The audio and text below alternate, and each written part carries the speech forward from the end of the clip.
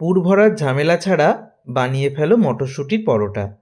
মটরশুঁটির কচুরি হোক বা পরোটা, সেটা পুর ভরার একটা ঝামেলা থাকে, পুর ফেটে বেরিয়ে যায় অথবা বেলার সময় খুবই অসুবিধা হয়। তবে আজকে আমি যে রেসিপিটা শেয়ার করব, এইভাবে তোমরা পরোটা কচুরি যাই বানাও না কেন, কোনো রকম পুর বেরিয়ে যাওয়ার ঝামেলাও থাকবে না, আর খেতে হবে একদম সেরা সেরা। বিনা ঝামেলার এই রেসিপির জন্য আমি এখানে আটা ময়দা সমান সমান নিয়েছি, তার মধ্যে অল্প লবণ আর চিনি খুব ভালো করে মিশিয়ে নিলাম। রেসিপিটা শুধু ময়দা দিয়েও করা যায়, আবার শুধু আটা দিয়েও করা যায়। আমি এখানে আটা ময়দা সমপরিমাণে মিশিয়ে নিয়েছি। এবার 2 চামচ মতো তেল খুব ভালো করে আমি মিশিয়ে নিলাম। ভালো করে তেলটা মেশানোর পর এবার দেখো, মিক্সার জারের মধ্যে মটরশুঁটি নিয়েছি, তার মধ্যে আদার টুকরো, কাঁচা লঙ্কার টুকরো দিয়ে দিলাম। এবারে দিয়ে দিচ্ছি এখানে একটু জিরে গুঁড়ো। তারপরে এখানে আমি দিয়ে দিলাম লবণ আর অল্প পরিমাণ চিনি। সামান্য জল দিয়ে ঘুরিয়ে আমি একটা শুকনো পেস্ট করে নেব। অতিরিক্ত জল দেবে না, পেস্টটা কিন্তু একটু শুকনো শুকনো করেছি, চাইলে একটু বেশি পরিমাণ জল দিয়ে একটু পাতলা পেস্টও করতে পারো, তাতে অসুবিধা নেই। ভালোভাবে মটরশুঁটির পেস্টের সঙ্গে আমি আটা ময়দাটা মিশিয়ে নিচ্ছি। আবারও বলছি, পেস্টটা একটু পাতলা করেও বানাতে পারো, আবার এরকম শুকনো করেও বানাতে পারো। খুব ভালো করে দেখো, আমি আটা ময়দার সাথে মটরশুঁটির পেস্টটা মিশিয়ে নিয়েছি। এবারে যেটা দিতে হবে সেটা হচ্ছে ম্যাগি মশলা। 1 চামচ ম্যাগি মশলা এখানে দিয়ে দিলাম। কেনা ম্যাগি মশলাও ব্যবহার করতে পারো, আবার ম্যাগি মশলা বাড়িতে তৈরিও করতে পারো। ম্যাগি মশলা কীভাবে বানাতে হয় তার রেসিপির লিঙ্ক আমি ইউটিউবের ডেসক্রিপশন বক্সে দিয়ে দেবো। এবারে উষ্ণ গরম জল নিয়েছি। উষ্ণ গরম জল দিয়ে মাখতে চেষ্টা করবে, পরোটাগুলো খেতে খুব ভালো হবে। আচ্ছা, এখানে দেখো খুব ভালো করে আমি অল্প অল্প করে জল দেবো আর এটাকে মেখে নেব।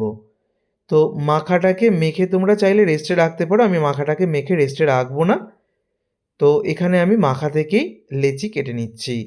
পরোটা হবে যেহেতু একটু বড় বড় করে লেচি কাটছি। যদি লুচি বানাও বা কচুরি বানাও তাহলে কিন্তু অবশ্যই তোমরা এখানে একটু ছোট করে বানিয়ে নেবে।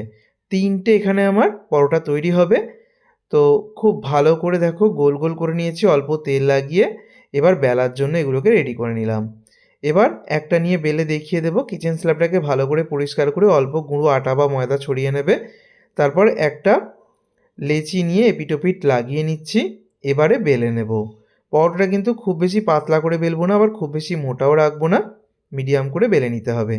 এইভাবে পরোটা বানালে বন্ধুরা যেমন সময়ও বাঁচবে, পুর ভরার ঝামেলাও থাকবে না, আবার পরোটাগুলো খেতেও ভালো হবে। তো দেখো, আমি কিন্তু একটু মোটা রেখে পরোটাটাকে বেলে নিলাম। পরোটা ত্রিকোণ শেপে বেলতে পারো, চারকোনা শেপেও বেলতে পারো, আবার এরকম গোল করেও বানাতে পারো। এটা যে যার পছন্দ। আমি দেখিয়ে দিচ্ছি, দেখো একটা পরোটা বেলে। তো পরোটাটা কিন্তু এরকম তোমরা অবশ্যই একটু মোটা রেখে বেলবে।